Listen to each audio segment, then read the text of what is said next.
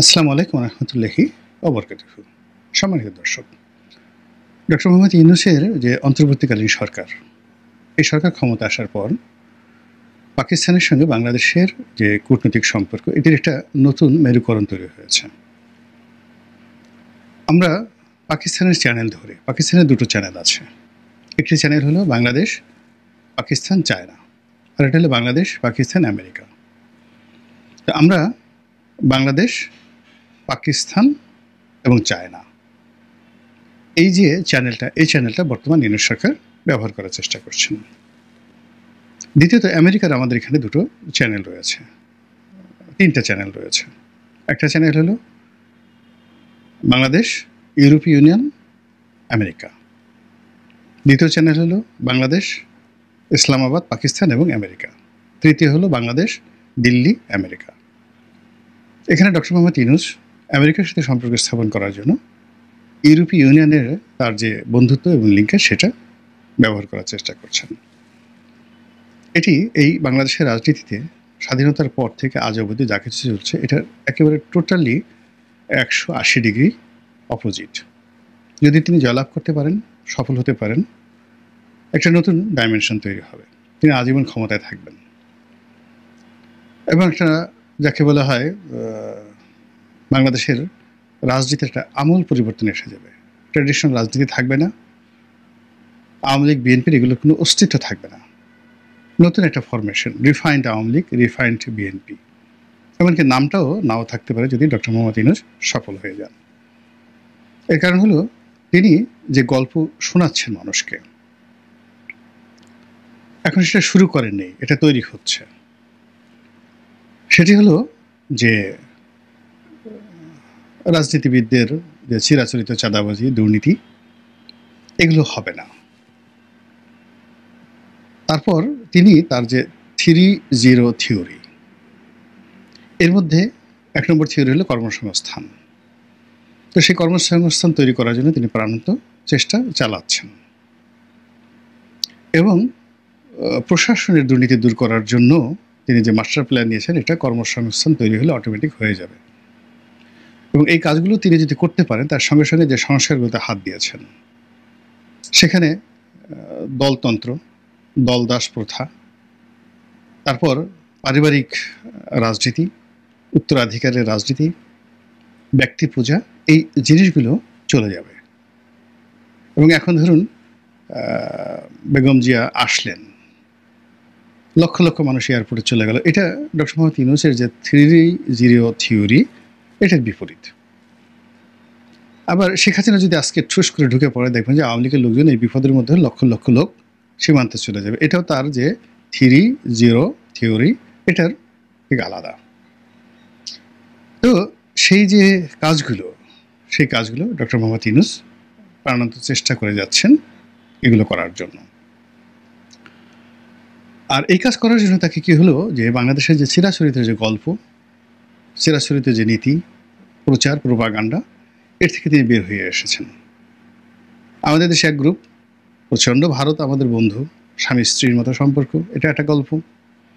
আর এক গ্রুপ হলো ভারত খুবই খারাপ, স্বাধীনতা যুদ্ধের সময় তারা এই লুটপাট করেছে, আমাদের এটা নিয়ে গেছে, ওটা নিয়ে গেছে, এবং তারা নিজেদের স্বার্থে বাংলাদেশকে টুকরো টুকরো করে ফেলতে পারে, যেভাবে তারা পাকিস্তানকে টুকরো করে বাংলাদেশকে স্বাধীন করে দিয়েছে। বাংলাদেশ চায়নি স্বাধীনতা, এটার একটা গল্প আছে। তিনি এই দুটো গল্পের বাইরে গিয়ে, একেবারে বাইরে গিয়ে তিনি বলছেন যে এমন একটা সংবিধান লাগবে, এটা আমেরিকার মতো একটা সংবিধান হবে, আধুনিক সংবিধান হবে। এমন একটা নারী নীতি হবে যে এই নারী নীতিটির সাথে কোনো গল্প থাকবে না, কিংবা ধর্মীয় কোনো উন্মাদনা থাকবে না, একদম আধুনিক একটা নারী নীতি হবে। এ খুবই ঝুঁকিপূর্ণ। এবং এই ঝুঁকিপূর্ণ কাজগুলো তিনি কি পারবেন? হ্যাঁ, অবশ্যই পারবেন, যদি শক্তি প্রয়োগ হয়। বাংলাদেশ হলো শক্তের ভক্ত, নরমের জন্য। আমাদের এই দেশে একটা সময় যে ইলিয়াস শাহী বংশের রাজত্ব চলছিল, সে সময়তে একজন গিয়াসউদ্দিন যে আজম শাহ, অর্থাৎ ইলিয়াস শাহী বংশের প্রতিষ্ঠাতা হলো শামসুদ্দিন ইলিয়াস শাহ, যিনি ফখরুদ্দিন মুবারক শাহের একজন অফিসার ছিলেন। তারপর তার পরবর্তীতে সম্রাট হলেন, বাদশাহ হলেন সিকান্দার শাহ। সিকান্দার শাহের পরে বাদশাহ হলেন গিয়াসউদ্দিন আজম শাহ। গিয়াসউদ্দিন আজম শাহের পরেই মূলত এই বংশটা ধীরে ধীরে পতনের দিকে যেতে থাকে। তো এই বংশের একজন রাজা, তার একজন প্রাসাদের দ্বাররক্ষী ছিলেন হিজরা। তো ওই সময় রাজার সাথে বাংলাদেশের যে অভিজাত লোকজন যারা ছিলেন আমির ওমরা, তাদের ভীষণ রকম যাকে বলে গন্ডগোল শুরু হলো। তো গন্ডগোল শুরু হলো এবং আমির ওমরারা বলতে থাকলেন যে এই রাজা আমাদের সম্মান দেয় না, মর্যাদা দেয় না। এবং সব আমির ওমরাই তখন যে সামন্ততান্ত্রিক প্রথা ছিল, সবারই নিজস্ব মিলিটারি ছিল। তো রাজা চিন্তা করলেন যে এরা আমাকে মানছে না, তারপরে সে অবাধ্য হচ্ছে, কাজে এর থেকে বাঁচার জন্য তিনি করলেন কি, প্রচুর দাস কিনলেন, দ্য স্লেভ ফ্রম আফ্রিকা। এবং সেই আফ্রিকার দাসের মধ্যে দুই ধরনের দাস ছিল, প্রাসাদরক্ষী, তার পার্সোনাল বডিগার্ড, মানে যার হেরেম যারা পাহারা দিত, এবং অনেকগুলো যাকে বলা হিজরা ছিল, যারা ওই মহিলাদের যে অন্তঃপুর পাহারা দিত। তো এরকম হিজরাদের যিনি নেতা ছিলেন, অন্তর্মহলে হিজরাদের নেতা ছিলেন, সেটা রুকনউদ্দিন বারবাকশা হিজরা। একদিন এই রুকনউদ্দিন বারবাকশা তিনি তার বাদশাকে মেরে ফেললেন, সিংহাসনে বসলেন একজন হিজরা এই বাংলার। আর যে ওই যে সামন্ত রাজা যারা ছিলেন, তারা গিয়াসউদ্দিন আজম শাহের বংশধরদেরকে যারা সম্মান করতেন না, তারা সবাই এসে এই হিজরার পায়ের লুটুপুটি খেলো। এই হলো ক্ষমতা বাঙালির, শক্তের ভক্ত নরমের জম। আমার মতো একজন সাধারণ মানুষ এই জিনিসগুলো জানি। ডক্টর মোহাম্মদ ইউনূসের মতো একটা পণ্ডিত ব্যক্তি কি এই জিনিসগুলো জানেন না? অবশ্যই জানেন। এখন যেটা বলছিলাম যে তিনি একটা নতুন ডাইমেনশনের রাজনীতি শুরু করেছেন, এবং সেই রাজনীতি শুরু করেছেন পাকিস্তানের সঙ্গে। এখন এই যে সরকারের যে পাকিস্তান প্রীতি, পাকিস্তানের লোকজন আসছেন, জেনারেলরা আসছেন, পাকিস্তানের পররাষ্ট্র সচিবরা আসছেন, আর এর মধ্যে হঠাৎ করে যুদ্ধ শুরু হয়ে গেল। আর এই যুদ্ধে ভারত পাকিস্তান যে যুদ্ধে তাকে তো একটা পক্ষ অবলম্বন করতেই হবে। এবং এই যুদ্ধ শুরু করার আগেই, বেশ কয়েকদিন আগে যখন যুদ্ধ হই হই করে হচ্ছিল, তখন তিনি হঠাৎ করে বললেন যে যুদ্ধের প্রস্তুতি লাগবে। তাহলে এই যুদ্ধের যে প্রস্তুতি হয়তো শুরু হয়ে গেছে তার হুকুমে, তাহলে তাকে একটা পক্ষ অবলম্বন করতে হবে। তিনি কি ভারতের পক্ষে থাকবেন না পাকিস্তানের পক্ষে থাকবেন? এখানে সবাই আমার বন্ধু। এই থিওরিতে তো মানে যারা আওয়ামী লীগ তারা করে, গোপনে গোপনে ভারতের সাথে বন্ধুত্ব, আর বলে আমার সবার সাথে বন্ধুত্ব। আবার গোপনে গোপনে পাকিস্তানের সাথে সম্পর্ক, কিন্তু তলে তলে ভারতের সাথে সম্পর্ক বিএনপি করে। কিন্তু ডক্টর মোহাম্মদ ইউনূস এর থেকে বের হয়ে গেছেন এবং বের হয়ে যাবেন। তিনি straightforward, very straightforward. কে কী মানলো বা না মানলো ডাজ নট ম্যাটার। এবং তার যে পররাষ্ট্র, তার যে যাকে বলা হয় মিলিটারি অ্যাডভাইজার যিনি রয়েছেন, তিনি অতি সম্প্রতি অনেক সুন্দর একটা কথা বলেছেন, আমার ভালো লেগেছে। তিনি বলেছেন যে আমাদের প্রতিবেশী যারা আছেন তাদের সঙ্গে আমাদের দেখা হবে, কথা হবে, আলোচনা হবে। এটি নিয়ে বাইরের লোককে কী বললো না বললো তাতে আমাদের কিছু আসে যায় না। অর্থাৎ তিনি আরাকান আর্মি যে জায়গা দখল করেছেন, আমরা স্বীকার করি বা না করি, তারা তো এখন আমাদের প্রতিবেশী, তাদের সঙ্গে তো আমাদের ডিল করতে হবে। তো এই কথাটা কিন্তু যদি শেখ হাসিনা বলতে পারতো, তাহলে কিন্তু তার আজকের এই পতনটা হতো না।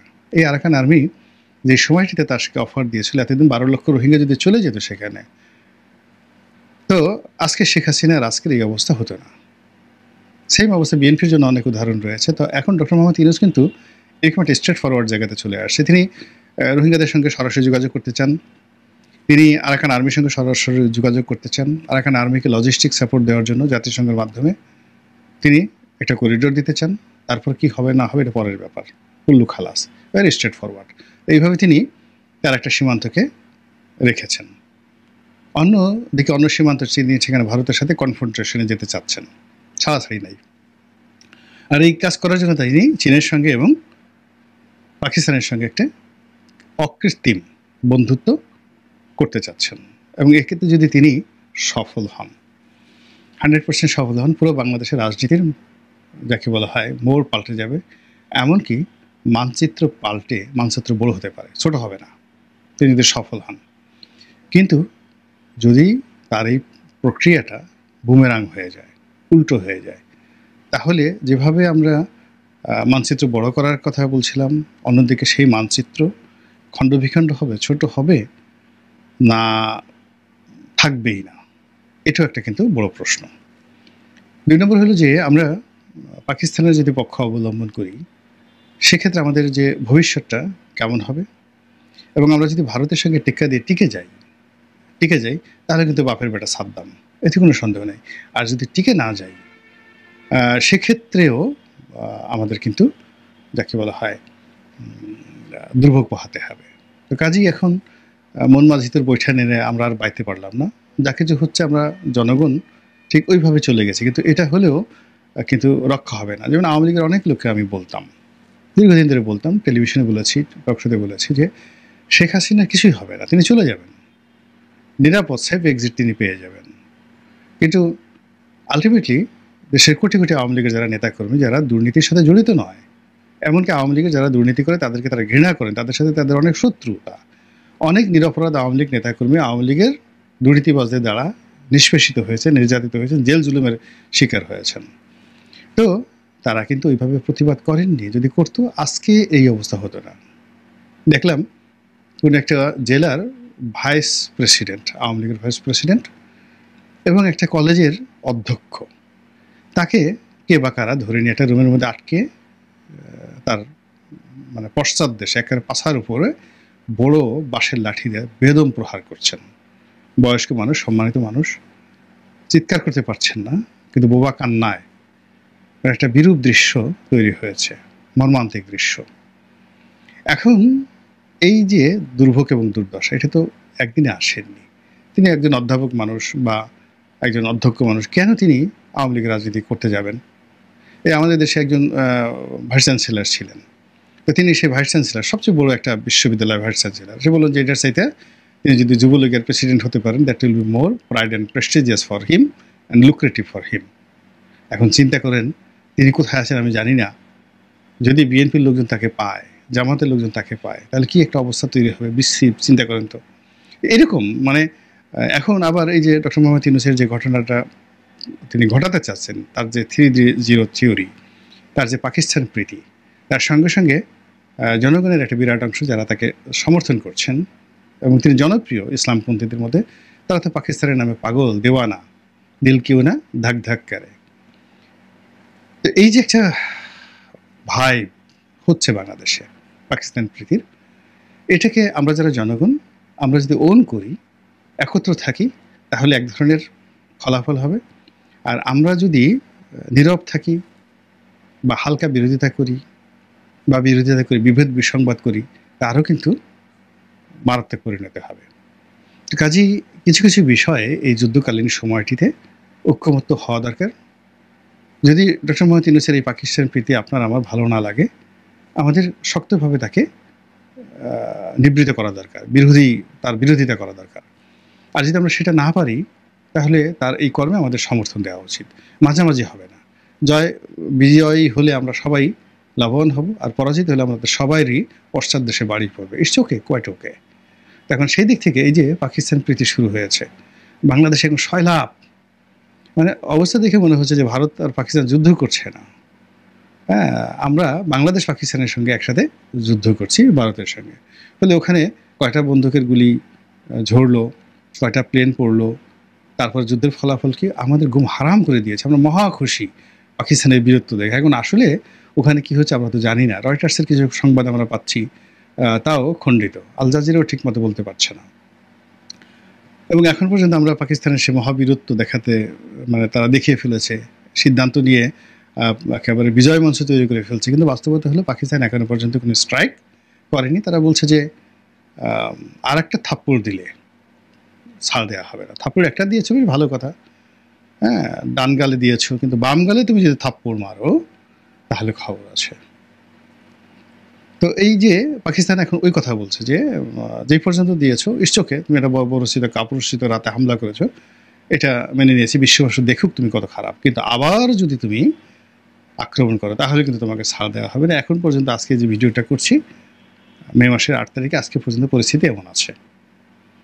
তো সেই দিক থেকে আমরা বাংলাদেশে যারা লাফাচ্ছি, কথাবার্তা বলছি, আমার কাছে মনে হয়েছে যে আরেকটু দায়িত্ববান, সচেতন, স্থির চিত্ত আমাদের হওয়ার দরকার আছে। আল্লাহ আমাদের সবাইকে হেদায়েত দান করুন এবং হেফাজত করুন। আসসালামু আলাইকুম ওয়া রাহমাতুল্লাহি ওয়া বারাকাতুহু।